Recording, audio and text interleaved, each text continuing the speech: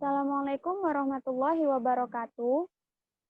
Kami dari kelompok 4 akan mempresentasikan mengenai perkembangan pribadi, sosial, dan moral pada anak. Dengan saya Divya Risma Resti dan teman saya Afla Amira, Alfionita Rahayu, dan Aulia Nurhalisa. Psikososial oleh Erikson, teori perkembangan moral, dan keragaman perkembangan. Next. Yang pertama akan dijelaskan oleh Afla Amira. Saya akan menjelaskan tentang perkembangan pribadi sosial. Perkembangan pribadi adalah tumbuhnya ciri-ciri kepribadian yang bertahan lama, yang mempengaruhi cara individu berinteraksi dengan lingkungannya dan orang yang lain. Sedangkan perkembangan sosial adalah pertumbuhan kemampuan orang untuk berinteraksi dan bergaul dengan orang lain dan mempengaruhi pembelajaran dan kepuasan belajar. Seseorang dengan perkembangan pribadi dan sosial dengan baik biasanya akan lebih mudah menjalani segala kegiatannya. Namun, perkembangan pribadi dan sosial ini dipengaruhi oleh 3 faktor, yaitu faktor keturunan, faktor keluarga, dan faktor teman sebaya atau lingkungan. Selanjutnya, ada contoh-contoh dari faktor pertama itu adalah faktor keturunan. Secara alami, perkembangan pribadi dipengaruhi oleh faktor keturunan individu. Meskipun dibesarkan di lingkungan yang hampir identik, saudara kandung biasanya memiliki kepribadian yang sangat berbeda. Yang kedua adalah pengaruh keluarga. Perkembangan pribadi dan sosial seorang anak bukan hanya masalah keturunan, tetapi juga dipengaruhi oleh interaksi dengan orang lain, seperti orang tua, pengasuh, dan teman sebaya. Yang ketiga ada teman sebaya. Menurut penelitian, hubungan teman sebaya yang baik mungkin diperlukan untuk perkembangan pribadi. Hubungan baik dengan teman sebaya mendorong pengembangan berbagai keterampilan sosial seperti komunikasi, berbincang secara efektif, bekerja sama, dan menyelesaikan konflik, dan juga memberikan emosi dukungan nasional yang dibutuhkan sikap yang sehat seperti menjauhi obat-obatan dan alkohol serta bersikap jujur, setia, dan adil. Yang kedua, dari persahabatan. Cara kedua di mana teman sebaya mengerahkan pengaruhnya pada pembangunan adalah dengan menerima persahabatan ataupun menolak persahabatan. Yang ketiga, itu adalah status teman sebaya. Psikologi perkembangan telah mengidentifikasi 5 jenis status teman sebaya, yaitu dengan pola pertemanan yang berbeda. Oleh Alfionita. Oke, jadi pengembangan diri. Skema pengembangan diri atau pengembangan model mental diri dapat melalui konsep diri, harga diri, serta kolektif diri siswa, dan mencakup pengetahuan, keyakinan, dan perasaan individu tentang siapa mereka, apa arti keberadaan mereka, dan tujuan mereka tetapkan dalam hidup. Yang pertama itu konsep diri. Konsep diri adalah gambaran diri individu tentang kompetensinya. Anak-anak mengembangkan konsep diri mereka secara bertahap. Pertama, bahasa dan interaksi dengan orang lain memungkinkan balita untuk mulai mengembangkan rasa diri. Perkembangan konsep diri ini bermula dari perkembangan rasa diri dan menjadi lebih realistis, abstrak, dan berdiferensiasi dari waktu ke waktu. Yang pertama adalah realisme, yaitu konsep diri seorang remaja cenderung lebih berani. Ketika anak mendapatkan perspektif baru tentang kelemahan dan kekuatan, mereka mulai menyusun konsep diri yang lebih realis. Kemudian yang kedua adalah abstraksi, yaitu ketika seorang anak belum dapat berpikir secara abstrak, maka anak-anak akan fokus pada karakteristik yang menonjol secara perseptual. Ketika siswa dapat mengandalkan operasi formal mereka, siswa mulai mempertimbangkan kualitas yang lebih abstrak dari diri mereka sendiri. Kemudian diferensiasi. yaitu saat mencapai sekolah menengah, anak membentuk konsep diri yang kompleks dan berbeda untuk berbagai domain. Lalu, kaitan konsep diri dan prestasi. Konsep diri khusus domain, misalnya matematika, dan konsep diri membaca. Secara signifikan berkolerasi dengan prestasi dan motivasi siswa di domain masing-masing. Contohnya yaitu, semakin tinggi nilai matematika siswa, maka semakin tinggi konsep diri matematika siswa tersebut. Next. Kemudian ada harga diri. Harga diri adalah evaluasi global terhadap diri sendiri.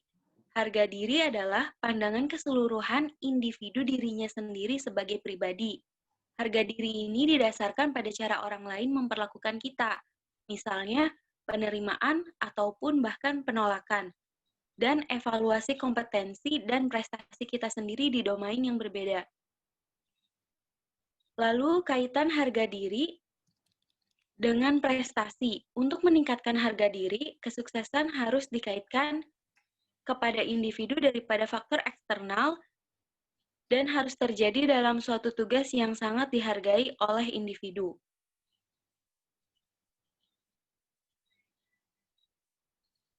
Next, yaitu identitas jenis diri kolektif dan harus dimiliki minat untuk guru kelas multikultural.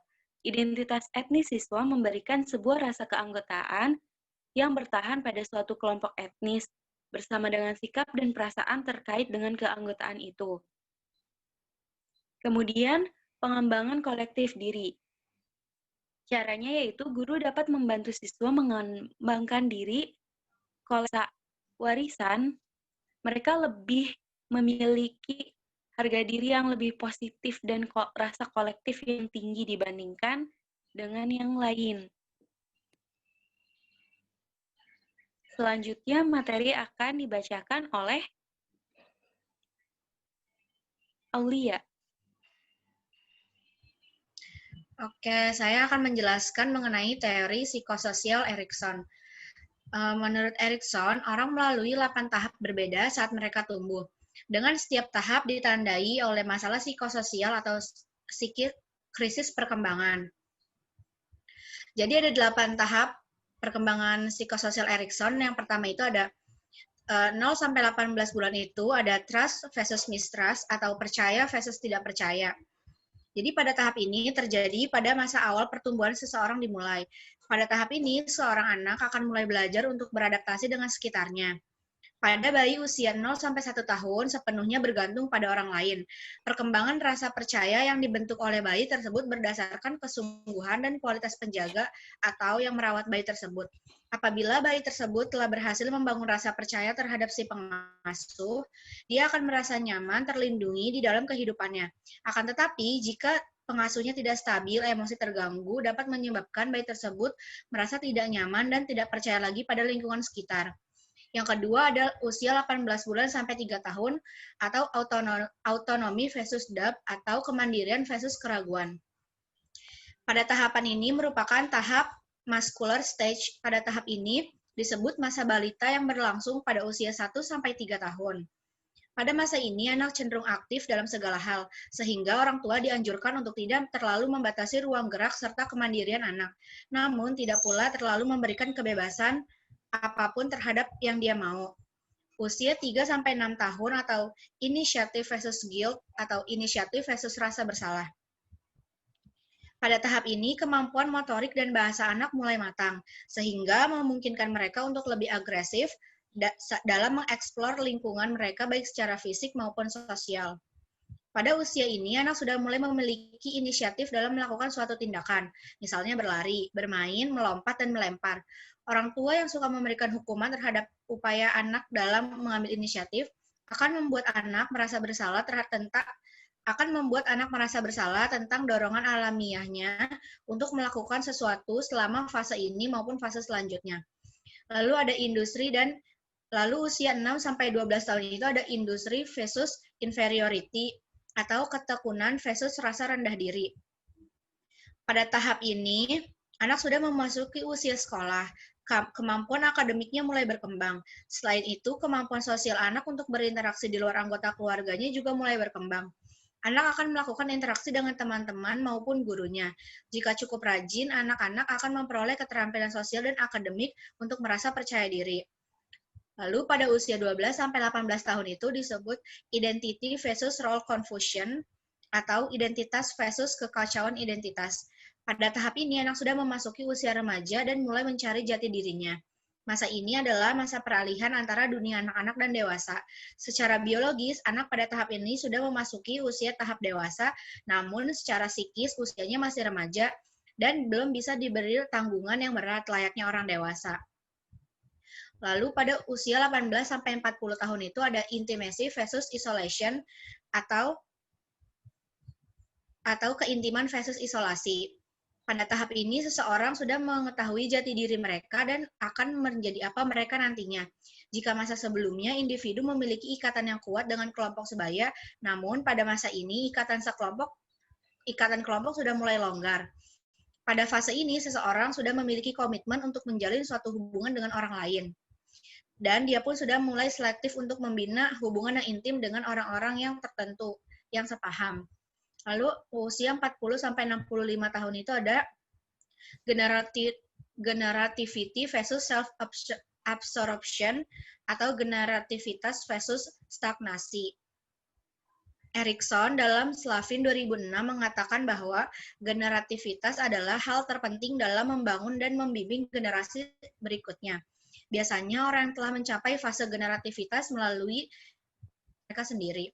Namun, krisis tahap ini juga dapat berhasil dilalui dengan melewati beberapa bentuk lain dari produktivitas dan kreativitas seperti mengajar. Selama tahap ini, orang harus terus tumbuh. Jika mereka tidak mampu atau tidak mau memikul tanggung jawab ini, maka mereka akan menjadi stagnan atau egois. Dan yang terakhir, usia 65 tahun ke atas atau integrity versus despair, atau integritas versus keputusasaan. Seseorang yang berada di fase ini akan melihat kembali atau flashback kehidupan yang telah mereka jalani dan berusaha untuk menyelesaikan permasalahan yang sebelumnya belum terselesaikan. Penerimaan terhadap prestasi, kegagalan, dan keterbatasan adalah hal utama yang membawa dalam sebuah kesadaran bahwa hidup seseorang adalah tanggung jawabnya sendiri.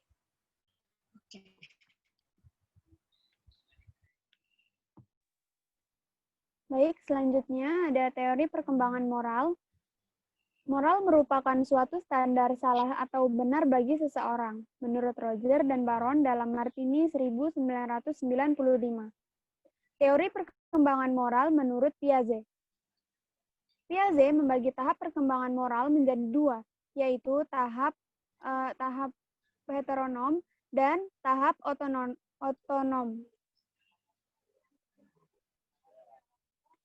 Tahap heteronom yaitu terjadi pada tahap ini, perilaku anak ditentukan oleh ketaatan otomatis terhadap peraturan tanpa penalaran atau penilaian. Pada tahap ini terjadi sekitar usia 4-7 tahun. Tahap pertama perkembangan moral ditandai dengan mematuhi aturan yang diberlakukan secara eksternal hanya untuk menghindari konsekuensi dari tidak mematuhi aturan tersebut. Yang kedua yaitu tahap moralitas otonom. Seorang anak mulai memandang peraturan sebagai sesuatu yang fleksibel dan tunduk pada negosiasi. Tahap moralitas otonom ini yaitu tahap kedua dari perkembangan moral di mana seorang anak mulai memandang peraturan sebagai sesuatu yang fleksibel dan terjadi pada usia 10 hingga 12 tahun. Anak-anak mulai tidak menggunakan dan menaati aturan dari suara hati. Namun anak mampu mempertimbangkan segala cara untuk memecahkan masalah. Yang kedua, teori perkembangan moral menurut Kohlberg. Kohlberg memperluaskan teori Piaget, mencadangkan perkembangan moral adalah proses berterusan yang berlaku sepanjang hayat. Dalam tahun-tahun kebelakangan ini, teori Kohlberg telah dikritik sebagai barat yang sentral dengan barat sebelah terhadap lelaki. Kohlberg berdasarkan teorinya mengenai satu sisi dilema moral telah dibentangkan kepada peserta dan mereka juga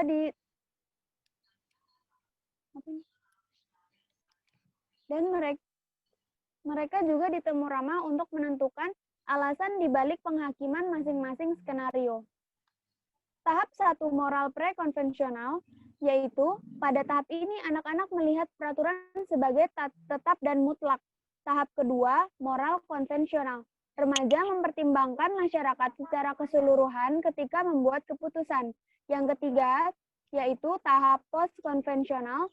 Orang mengikuti prinsip keadilan walaupun bertentangan dengan undang-undang dan peraturan. Selanjutnya akan dijelaskan oleh Afla Amira. Selanjutnya adalah teori Gillian. Penelitian Gillian adalah untuk mengkritis teori perkembangan moral yang dikembangkan oleh Kohlberg. Perempuan berpindah dari kepentingan pribadi ke fokus pada individu dan hubungan tertentu dan kemudian ke tingkat tertinggi dari penawaran moral berdasarkan prinsip tanggung jawab dan kepedulian untuk semua individu. Moral laki-laki lebih berperspektif keadilan yang memandang orang di luar dirinya sebagai berbeda dan sendiri, serta memfokuskan diri pada hak-hak individu. Moral perempuan menggunakan perspektif mengasuh, yaitu saling keterhubungan antara orang dan komunikasi. Selanjutnya adalah teori Gillian dari peringkat 1, prakonvensional. Pada tahap ini, seorang hanya tertumpu pada diri sendiri saja. Tunggu. Kau lihat lagi.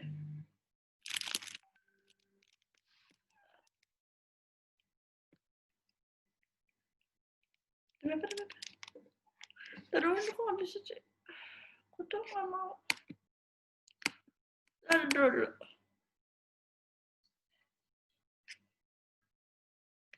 Gimana tadi? Nah ini.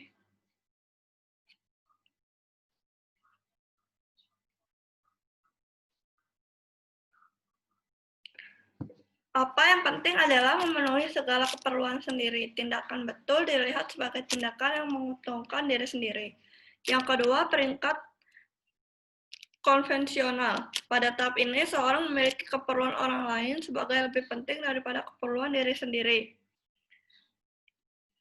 Bertanggung jawab dan tindakan betul adalah suatu pengorbanan diri bagi kepentingan orang lain.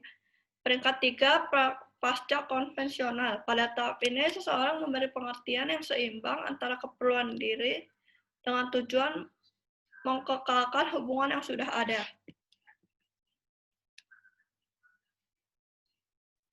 Kemudian selanjutnya yaitu menggalakkan pembangunan moral. Banyak orang tua, pendidik, dan pembuat kebijakan percaya bahwa siswa saat ini kurang bermoral. Nilai-nilai yang dimiliki dibanding dengan nilai-nilai yang dimiliki oleh generasi sebelumnya. Oleh karena itu, terdapat solusi potensial untuk masalah ini, yaitu dengan cara mengadakan program pendidikan moral di sekolah.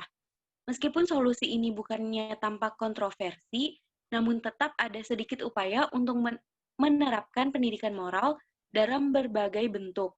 Misalnya yang pertama adalah pendidikan karakter. Pendidikan karakter adalah pendekatan pembelajaran yang melibatkan pengajaran literasi moral dasar kepada siswa dengan bertujuan mencegah mereka terlibat dalam perilaku yang tidak etis, seperti berbohong, menipu, mencuri, dan merugikan diri sendiri ataupun orang lain. Pendekatan lain untuk pendidikan moral adalah klarifikasi nilai, yaitu sekolah harus membantu siswa menjelaskan apa nilai-nilai mereka dan memahami apa nilai-nilai orang lain. Dalam nilai kegiatan klarifikasi tidak pernah ada jawaban benar atau salah, sebaliknya para siswa akan memperbaiki moral dan mengabdi masyarakat serta didorong untuk berdiskusi dan merefleksikan nilai-nilai yang berbeda. Kemudian, pendidikan moral kognitif adalah suatu pendekatan di mana siswa biasanya bertemu selama 1 semester untuk membahas sejumlah masalah moral. Mengikuti ide Kohlberg, pertumbuhan moral individu tergantung pada penciptaan konflik dan refleksi kognitif, dan sebaiknya guru bertindak sebagai fasilitator diskusi siswa. Next.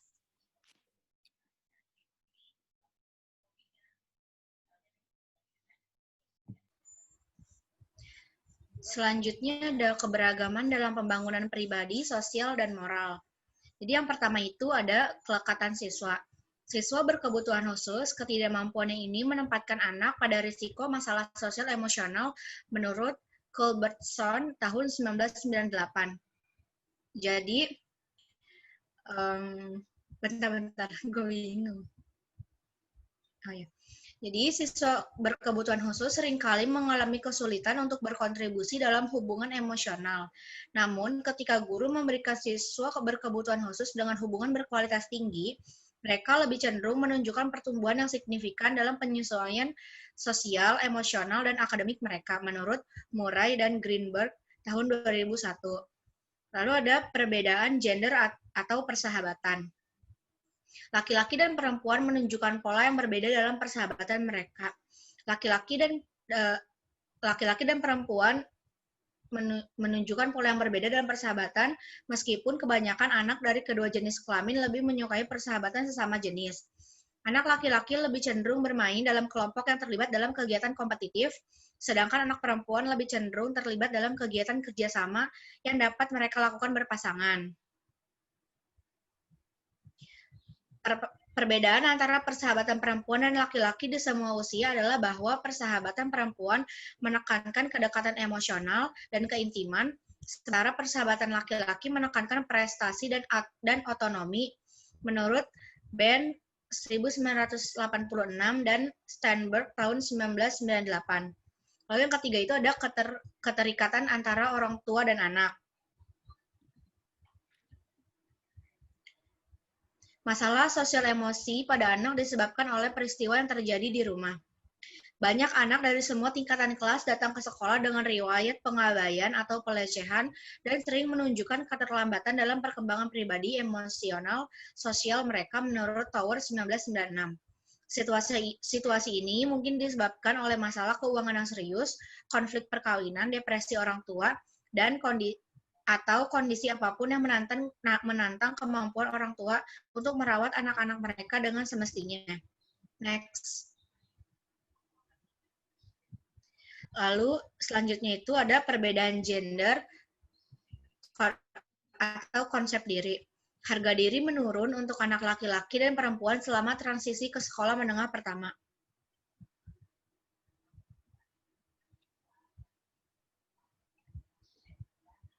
Sebentar.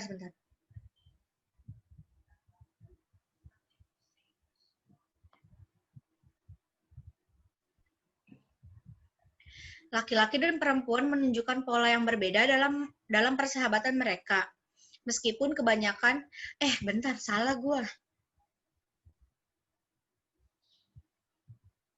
Oh iya, oke, ulang.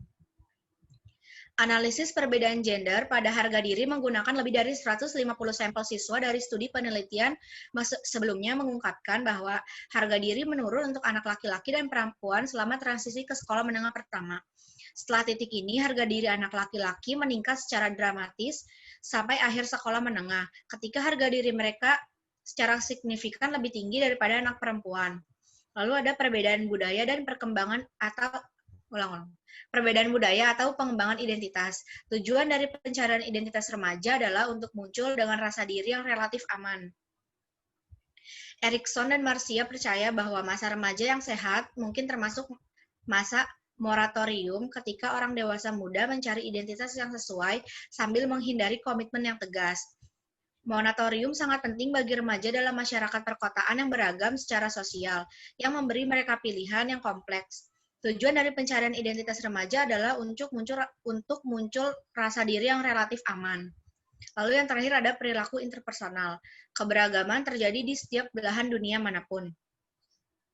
Keberagaman terjadi di setiap belahan dunia manapun, seperti misalnya siswa Asia Amerika sering dianggap menunjukkan kekurangan dalam keterampilan sosial.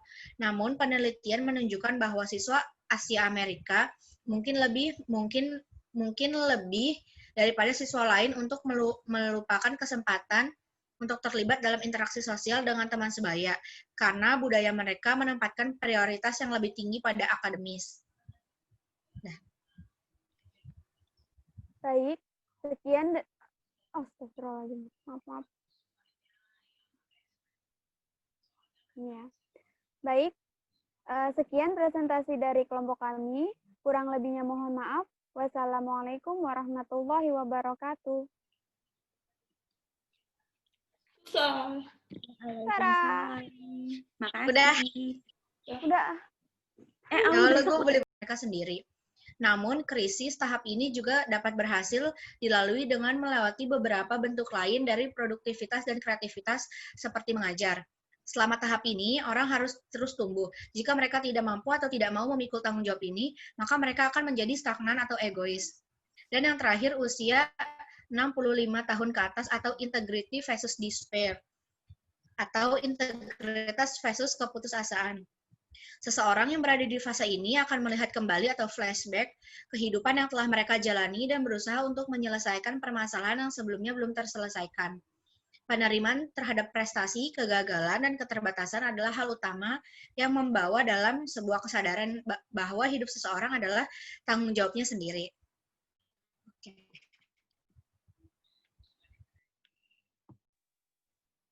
Baik, selanjutnya ada teori perkembangan moral. Moral merupakan suatu standar salah atau benar bagi seseorang, menurut Roger dan Baron dalam Martini 1995. Teori perkembangan moral menurut Piaget.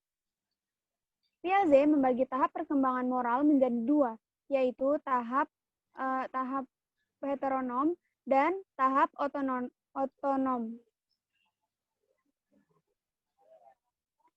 Tahap heteronom yaitu terjadi pada tahap ini, perilaku anak ditentukan oleh ketaatan otomatis terhadap peraturan tanpa penalaran atau penilaian. Pada tahap ini terjadi sekitar usia 4-7 tahun. Tahap pertama perkembangan moral ditandai dengan mematuhi aturan yang diberlakukan secara eksternal hanya untuk menghindari konsekuensi dari tidak mematuhi aturan tersebut. Yang kedua yaitu tahap moralitas otonom. Seorang anak mulai memandang peraturan sebagai sesuatu yang fleksibel dan tunduk pada negosiasi. Tahap moralitas otonom ini yaitu tahap kedua dari perkembangan moral di mana seorang anak mulai memandang peraturan sebagai sesuatu yang fleksibel dan terjadi pada usia 10 hingga 12 tahun. Anak-anak mulai tidak menggunakan dan menaati aturan dari suara hati. Namun anak mampu mempertimbangkan segala cara untuk memecahkan masalah. Yang kedua, teori perkembangan moral menurut Kohlberg. Kohlberg memperluaskan teori Piaget mencadangkan perkembangan moral adalah proses berterusan yang berlaku sepanjang hayat. Dalam tahun-tahun kebelakangan ini, teori Kohlberg telah dikritik sebagai barat yang sentral dengan barat sebelah terhadap lelaki. Kohlberg berdasarkan teorinya mengenai satu sisi dilema moral telah dibentangkan kepada peserta dan mereka juga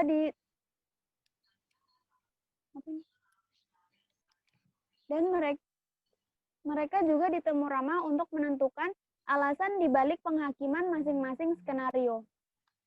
Tahap 1 moral prekonvensional yaitu pada tahap ini anak-anak melihat peraturan sebagai tetap dan mutlak.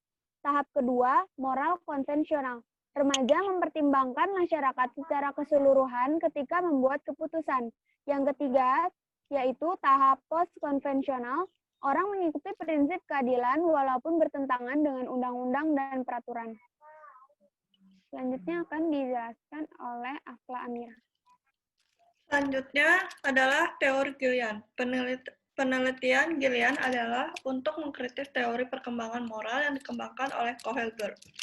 Perempuan berpindah dari kepentingan pribadi ke fokus pada individu dan hubungan tertentu dan kemudian ke tingkat tertinggi dari penalaran moral berdasarkan prinsip tanggung jawab dan kepedulian untuk semua individu. Moral laki-laki lebih berperspektif keadilan yang memandang orang di luar dirinya sebagai berbeda dan sendiri, serta memfokuskan diri pada hak-hak individu. Moral perempuan menggunakan perspektif mengasuh, yaitu saling keterhubungan antara orang dan komunikasi.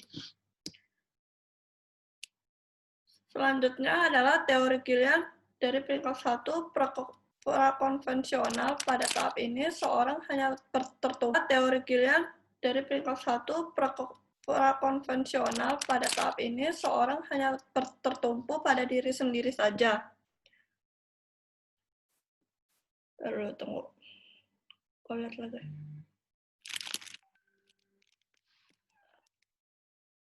Teori Gillian dari peringkat 1 prakonvensional. Pada tahap ini, seorang hanya tertumpu pada diri sendiri saja. Tingkat konvensional. Pada tahap ini, seorang memiliki keperluan orang lain sebagai lebih penting daripada keperluan diri sendiri. Bertanggung jawab dan tindakan betul adalah suatu pengorbanan diri bagi kepentingan orang lain. Peringkat 3, pasca konvensional. Pada tahap ini, seseorang memberi pengertian yang seimbang antara keperluan diri dengan tujuan mengekalkan hubungan yang sudah ada. Kemudian selanjutnya yaitu menggalakkan pembangunan moral. Banyak orang tua, pendidik, dan pembuat kebijakan percaya bahwa siswa saat ini kurang bermoral.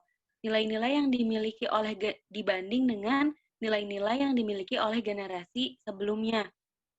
Oleh karena itu, terdapat solusi potensial untuk masalah ini, yaitu dengan cara mengadakan program pendidikan moral di sekolah. Meskipun solusi ini bukannya tampak kontroversi, namun tetap ada sedikit upaya untuk menerapkan pendidikan moral dalam berbagai bentuk. Misalnya yang pertama adalah pendidikan karakter. Pendidikan karakter adalah pendekatan pembelajaran yang melibatkan pengajaran literasi moral dasar kepada siswa dengan bertujuan mencegah mereka terlibat dalam perilaku yang tidak etis, seperti berbohong, menipu, mencuri, dan merugikan diri sendiri ataupun orang lain. Pendekatan lain untuk pendidikan moral adalah klarifikasi nilai, yaitu sekolah harus membantu siswa menjelaskan apa nilai-nilai mereka dan memahami apa nilai-nilai orang lain.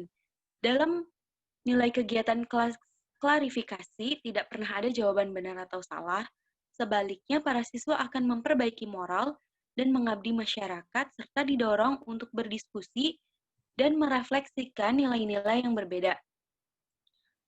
Kemudian, pendidikan moral kognitif adalah suatu pendekatan di mana siswa biasanya bertemu selama 1 semester untuk membahas sejumlah masalah moral. Mengikuti ide Kohlberg, pertumbuhan moral individu tergantung pada penciptaan konflik dan refleksi kognitif, dan sebaiknya guru bertindak sebagai fasilitator diskusi siswa. Next.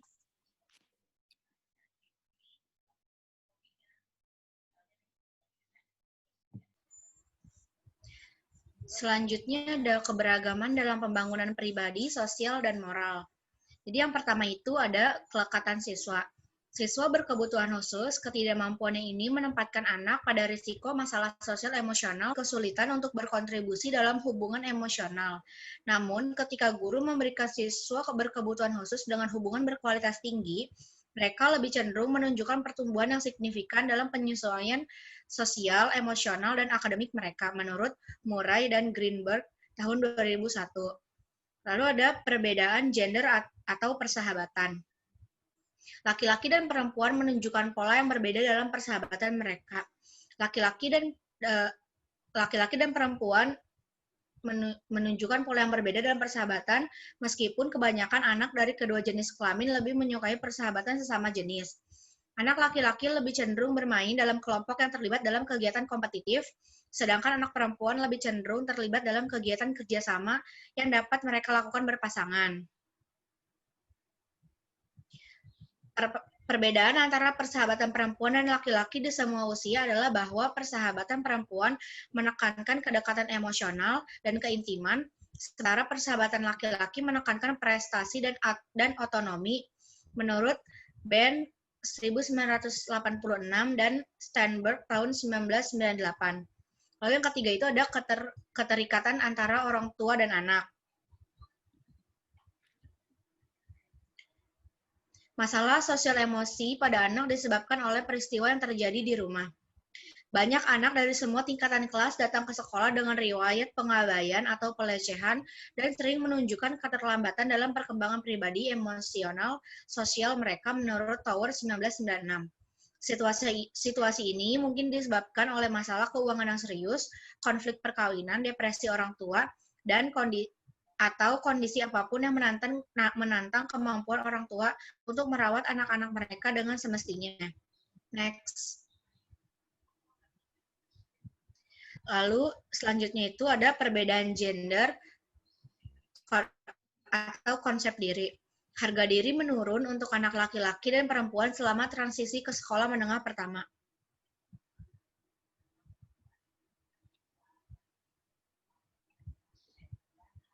Sebentar.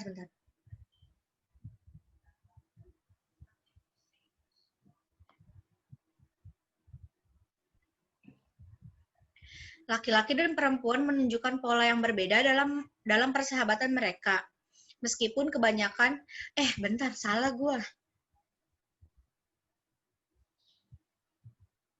Oh iya, oke, ulang. Analisis perbedaan gender pada harga diri menggunakan lebih dari 150 sampel siswa dari studi penelitian sebelumnya mengungkapkan bahwa harga diri menurun untuk anak laki-laki dan perempuan selama transisi ke sekolah menengah pertama. Setelah titik ini, harga diri anak laki-laki meningkat secara dramatis sampai akhir sekolah menengah, ketika harga diri mereka secara signifikan lebih tinggi daripada anak perempuan. Lalu ada perbedaan budaya dan perkembangan atau perbedaan budaya atau pengembangan identitas. Tujuan dari pencarian identitas remaja adalah untuk muncul dengan rasa diri yang relatif aman. Erikson dan Marcia percaya bahwa masa remaja yang sehat mungkin termasuk masa moratorium ketika orang dewasa muda mencari identitas yang sesuai sambil menghindari komitmen yang tegas. Moratorium sangat penting bagi remaja dalam masyarakat perkotaan yang beragam secara sosial, yang memberi mereka pilihan yang kompleks. Tujuan dari pencarian identitas remaja adalah untuk muncul rasa diri yang relatif aman. Lalu yang terakhir ada perilaku interpersonal. Keberagaman terjadi di setiap belahan dunia manapun.